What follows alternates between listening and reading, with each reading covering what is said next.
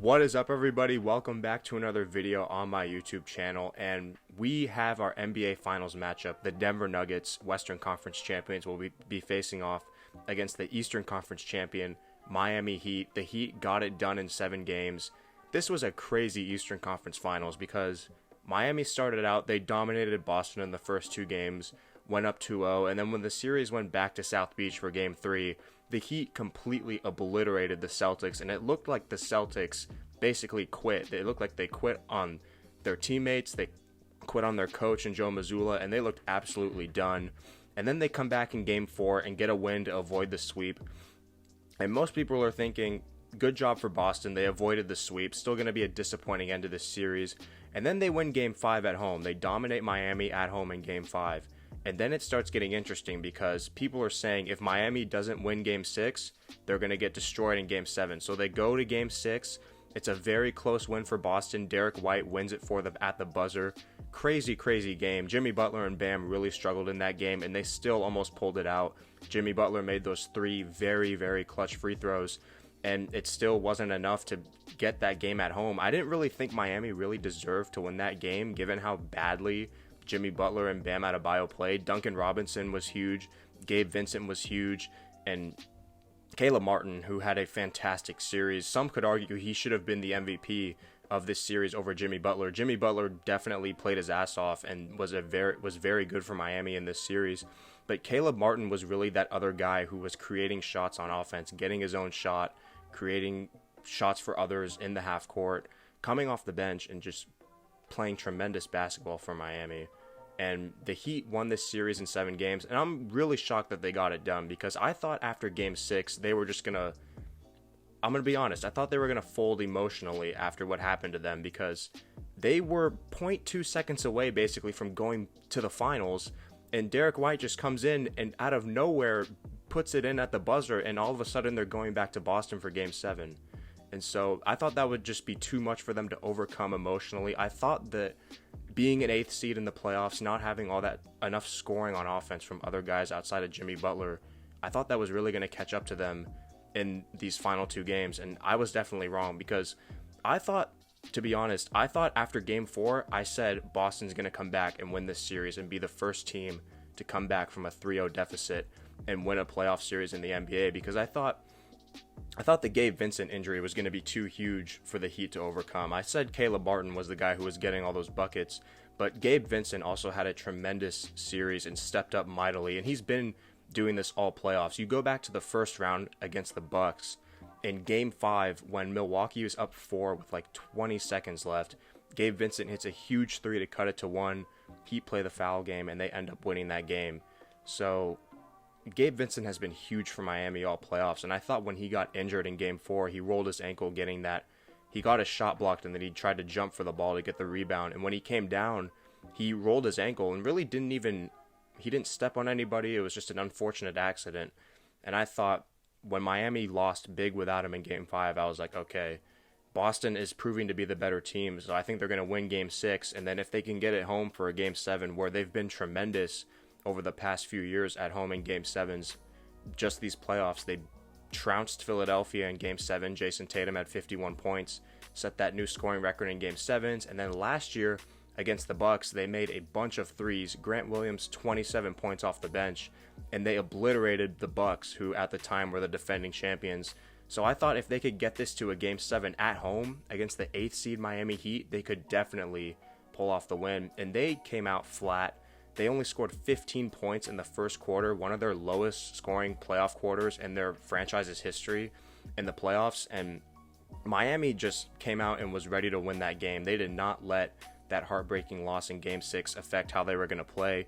Jimmy Butler had 28, 7, and 6. Caleb Martin, 26 and 10, a double-double. He actually got 2 votes for the Finals MVP of the conference finals. And so yeah, I just got to tip my cap to the Miami Heat. I thought they were at some point going to fold as an 8th seed, but they have been, you got to put this run into perspective.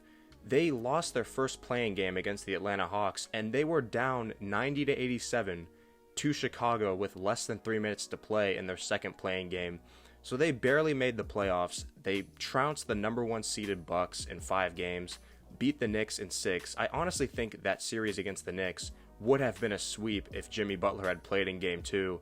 And then they beat Boston in 7 after it. I thought, honestly, they felt the pressure of being that first team to drop that 3-0 series lead and lose a playoff series, because I was shocked that they let Boston rattle off 3 wins in a row.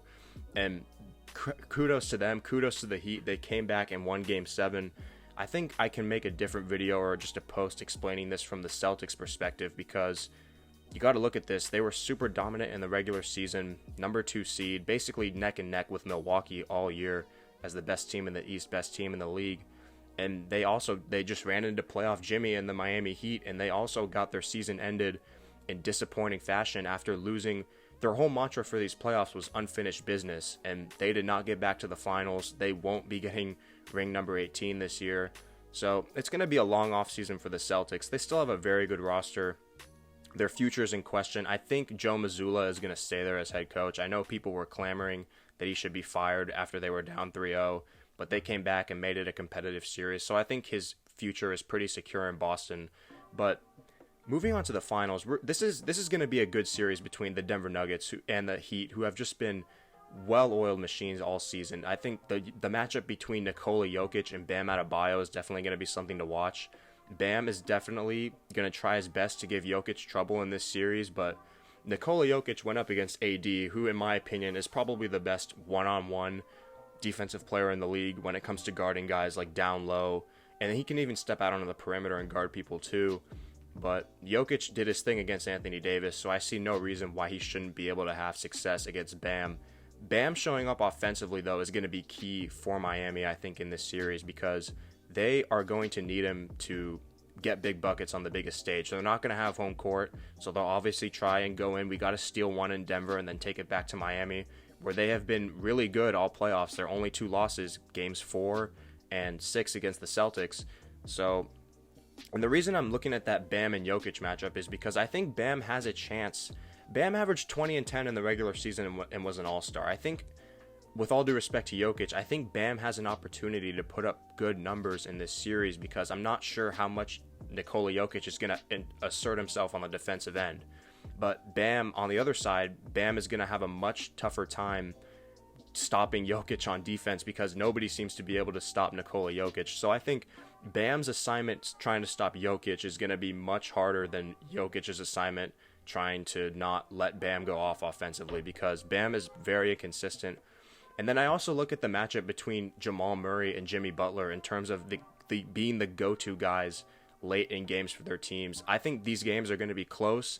They're going to be competitive. And Jamal Murray had a tremendous series against the Lakers, averaging, I think, almost like 33 points per game. And Jimmy Butler's just been tearing it up all playoffs. So I think when it comes down to it and these games are close, nip and tuck, it's going to be a great matchup to see. It's going to be really fun to watch these two going at it in terms of trying to get buckets for their team.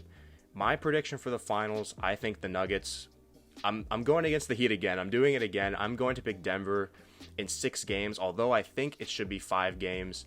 But I think Miami's going to rattle off 2 games off of Denver. They may steal one of 2 and then win in Miami in either games 3 or 4. So I'm going Nuggets in 6 in that series. And then, honestly,